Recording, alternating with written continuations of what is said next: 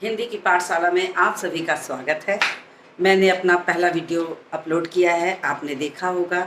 मुझे उम्मीद है कि आपको पसंद आया होगा, जिसमें मैंने आपको शब्द, पद दोनों के अंतर और पदबंध किसे कहते हैं, पदबंध में कौन सा पद शीर्ष पद कहलाता है और कौन सा पद आश्रित पद कहलाता है, जो मैंने कल के वीडियो में पढ़ाया था, उसकी पुनरावृत्ति मैं थोड़ी सी करा देती हूँ कि पद और बंध का मतलब हुआ कि पदों का समूह। और जब यही पदों का समूह किसी एक पद के लिए कार्य करने लगता है तो उसे हम पदबंध कहते हैं। यानी पदों का वह समूह जो किसी एक पद के लिए या जिस पद के लिए कार्य करेगा, उस पद के नाम से उसके नाम पहचान बन जाएगी, नाम बन जाएगा।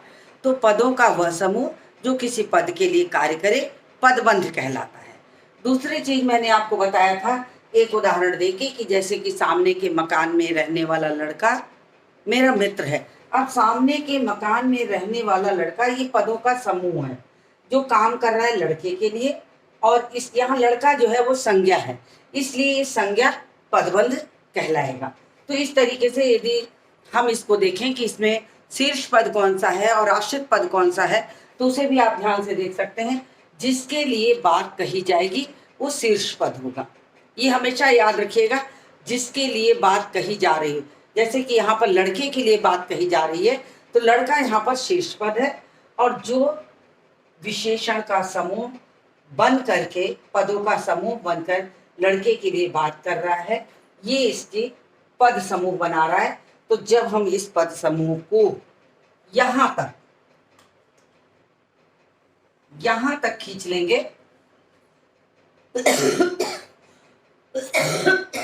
तो ये संज्ञा पदबंध कहलाने लगेगा।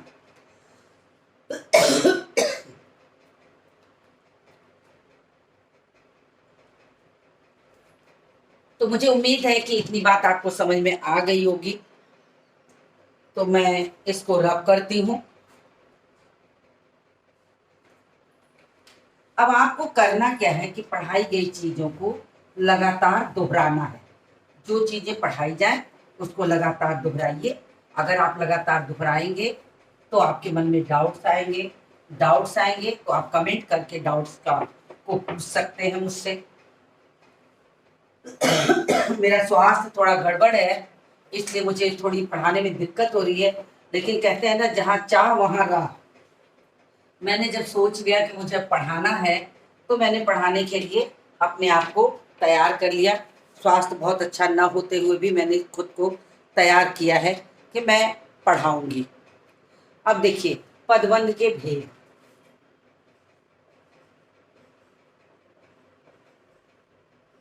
पदबंध के भेद।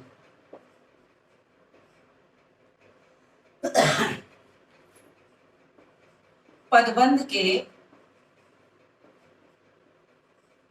कुल कितने भेद होते हैं? सबसे पहले आपको पद बता दें थोड़ा सा इसको लिखने के पहले। संज्ञा, सर्वनाम, विशेषण, क्रिया और क्रिया विशेषण, ये आपके पदों के जो भेद हैं, मुख्य भेद कहलाते हैं। इसके अलावा जो भेद होते हैं वो अतिरिक्त भेदों में रहते हैं, मगर हमें मुख्य रूप से इतने पदों को जानना चाहिए कि संज्ञा किसे कहते हैं, सर्वनाम किसे कहते हैं, विशेषण किसे कहते हैं, क्रिया किसे कहते हैं और क्रिया विशेषण किसे कहते हैं। यद्यपि मैं आपको चाहूँ तो यही समझा दूँ, परंतु वो बहुत लंबा वीडियो हो जाएगा, उस नाते से फिर आप उसे देखेंगे नहीं। तो आप इसको पहले से पढ़ के रखिए कि संज्ञा, सर्वनाम, विशेषण, क्रिया और क्रिया विशेषण किसे कहते हैं, तो आपको ज़्यादा अच्छा समझ में आएगा। तो मैं यहाँ पर भेद आपको लिख देती हूँ, आप अपनी कॉपी पर इसको उतार लीजिए। तो पहला, पदबंध के कुल 5 भेद हैं। कुल 5 भेद हैं। पहला, संज्ञा पदबंध। दूसरा, सर्वनाम पदबंध। तीसरा, विशेषण पदबंध। चौथा, क्रिया पदबंध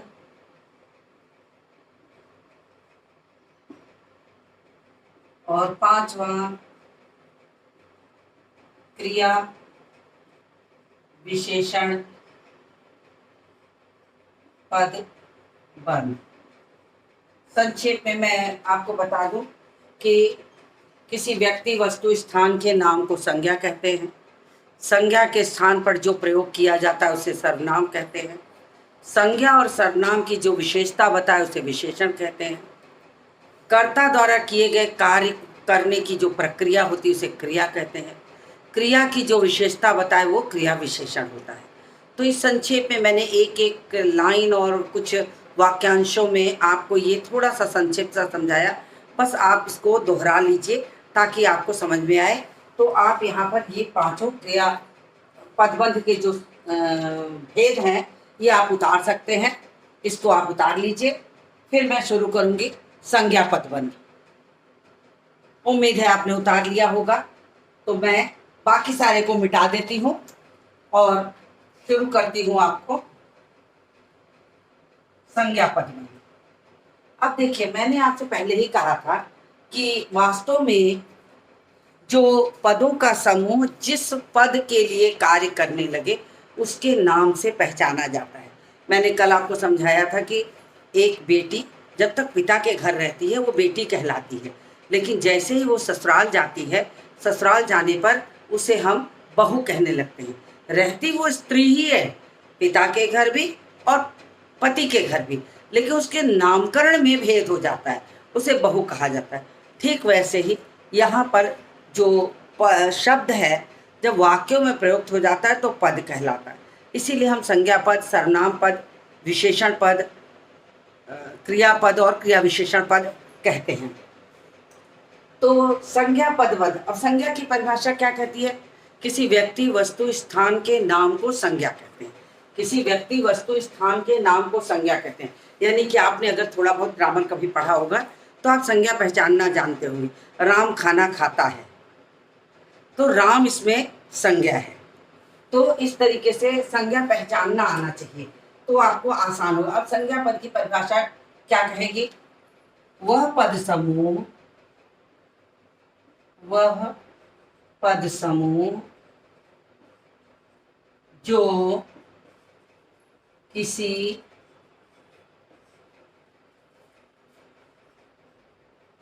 संज्ञा के लिए कार्य करे उसे संज्ञा पदबंध कहते हैं। अब देखिए, जैसे मैंने अभी आपको बताया था कि सामने के मकान में रहने वाला लड़का मेरा मित्र है। अब जो पद समूह बना था वो क्या था? सामने के मकान में रहने वाला। अब ये समूह काम कर रहा था लड़के के लिए। जब लड़के के लिए काम कर रहा था तो लड़का संज्ञा है, तो लड़का अगर संज्ञा है तो वो संज्ञा पदबंध हुआ। तो इसी तरह संज्ञा पदबंध कहते हैं।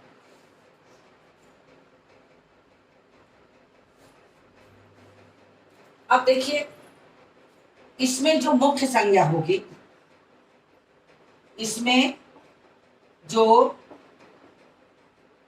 मुख्य संज्ञा होगी वही पदबंध का शीर्ष पद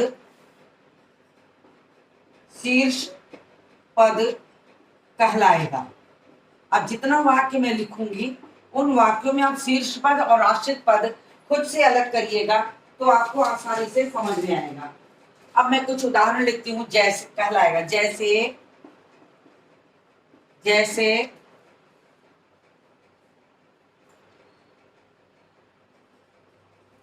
झूठ बोलने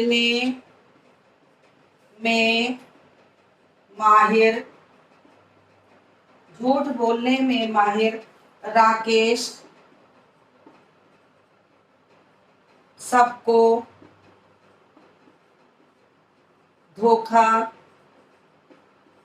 देता है। अब मैं आपको एक चीज बता दूं कि आपको जब भी पदबंध पूछा जाएगा तो उसमें अंडरलाइन किया होगा वो क्या पूछना चाह रहा, संज्ञा पदबंध पूछना चाह रहा, सर्वनाम पदबंध पूछना चाह रहा या विशेषण पदबंध, क्योंकि एक ही वाक्य में से आपको विशेषण पदबंध या संज्ञा सर्वनाम पदबंध मिल सकते हैं। वो अभी मैं समझा दूंगी, पहले अभी हम संज्ञा पदबंध पे चल रहे हैं तो उसे समझते हैं। तो यहाँ कहा गया है कि वह पद समूह जो किसी संज्ञा के लिए कार्य करने लगे उसे हम संज्ञा पदबंध कहते हैं। इसमें जो मुख्य संज्ञा होगी वो क्या कहलाएगी। अब इसमें मुख्य संज्ञा कौन सी है, राकेश है। आप ध्यान से देखिए, राकेश इसकी मुख्य संज्ञा है और झूठ बोलने में माहिर ये आपका जो है पद समूह है। अब ये पद समूह जो है, ये पद समूह जो है किसके लिए काम कर रहा, राकेश के लिए। अब राकेश इसका शीर्ष पद हो गया, शीर्ष पद, और ये जो है इसका आश्रित पद हो गया, आश्रित पद। तो ये पूरा पद समूह काम कर रहा राकेश के लिए, और राकेश संज्ञा है। राकेश क्या है, संज्ञा है। अब जब संज्ञा है और लाइन आपकी खींच करके यहां तक अगर है, यहां तक है, तो ये मतलब संज्ञा पदबंध हुआ। उम्मीद करती हूँ कि आपको समझ में आया होगा कि ये पूरा पद समूह राकेश के लिए काम कर रहा। राकेश जो है संज्ञा है, तो संज्ञा के लिए अगर कार्य कर रहा तो संज्ञा इसका शीर्ष पद है, और ये वाक्य जो है वो क्या है, वास्तव में संज्ञा पदबंध हुआ।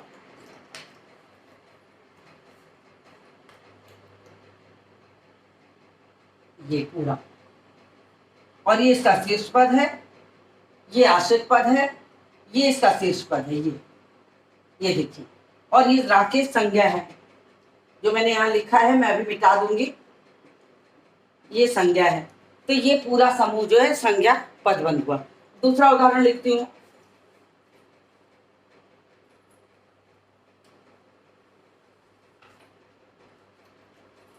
दूसरा उदाहरण है,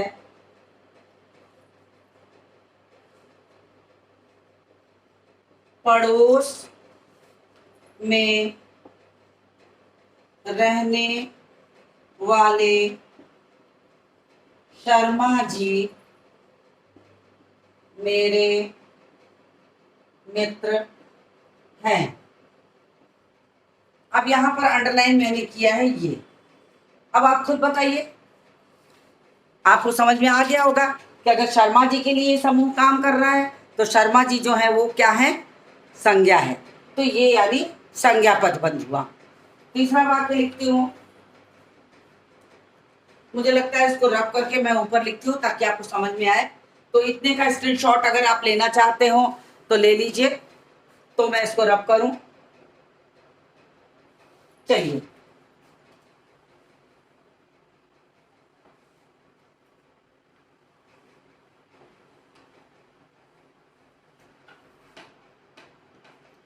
अगला उदाहरण है, तीसरा उदाहरण लिखती हूं।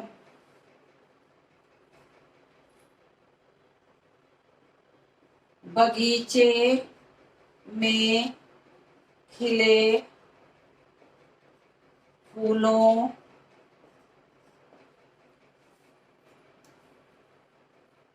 को देखकर मन प्रसन्न हो जाता है। और अंडरलाइन अगर हमको आपको दें इस वाक्य को, और वाक्य देकर कहे कि आप इसमें संज्ञा पदबंध अंडरलाइन करें, तो आप बड़े आसानी से खोजेंगे कहाँ एक फूल इसमें जो है वो संज्ञा है। तो बगीचे में खिले फूल, ये आपका क्या हो गया, संज्ञा पदबंध हो गया। अब देखिए चौथा वाक्य लिखती हूँ।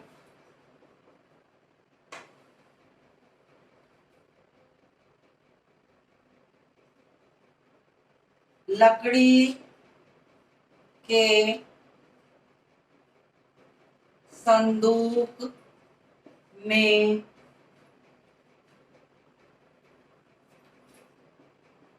सामान रख दो।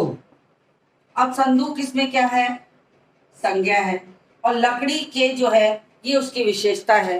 तो यानी ये लकड़ी के जो है ये संदूक के लिए काम कर रहा है, ये समूह जो है ये यहाँ पर संज्ञा पदबंध कहलाएगा। यानी ये पूरा क्या है, संज्ञा पदबंध है। अच्छा, एक चीज बता दूं कि कभी कभी ये समूह जो होता है, खाली अगर विशेषण का एक शब्द भी आएगा तो भी ये समूह ही कहलाएगा, क्योंकि ये काम दूसरे के लिए कर रहा है। तो संज्ञा, सर्वनाम और विशेषण ये तीनों बहुत आसानी से आप एक ही वाक्य में समझ सकते हैं। वो मैं आपको बाद में बताऊंगी। एक वाक्य और लिख देती हूं। घर के पीछे रहने वाला परिवार आज चला गया। अब इसमें संज्ञा पदबंध, परिवार जो आपका संज्ञा हो गया और घर के पीछे रहने वाला ये समूह बना रहा है और काम कर रहा है परिवार के लिए। तो यहाँ पर जो परिवार है उसके लिए काम करने के कारण ये संज्ञा पदबंध हुआ। यानी पदों का वह समूह जब जो किसी संज्ञा के लिए कार्य करने लगेगा तो वो क्या बन जाएगा, संज्ञा पदबंध। तो चूंकि वीडियो बड़ा होगा तो आप उसे देखेंगे नहीं, आपको फायदा नहीं मिलेगा, इसलिए मुझे टुकड़ों में चलना पड़ रहा है। लेकिन आपसे मेरी ये रिक्वेस्ट है कि प्लीज़ इसे लाइक करिए, शेयर करिए, सब्सक्राइब करिए और दोस्तों में फैलाइए। कम से कम जिन बच्चों के उपयोग की ये चीज़ें हैं वो उसे अच्छी तरह पढ़ें, समझें, और जहाँ ना आए कमेंट करके आप पूछ सकते हैं, तो मुझे भी मोटिवेशन मिलेगा, मैं उसे और अच्छा करने की कोशिश करूँगी। उम्मीद करूँगी कि आपके फ़ायदे की चीज़ हो। तो इसी के साथ इस अंश को समाप्त करती हूँ और इसके अगले पार्ट के साथ फिर आपसे कल मिलती हूँ। तो आप मेरे साथ बने रहिए और इसी उम्मीद के साथ इस वीडियो को समाप्त करती हूँ।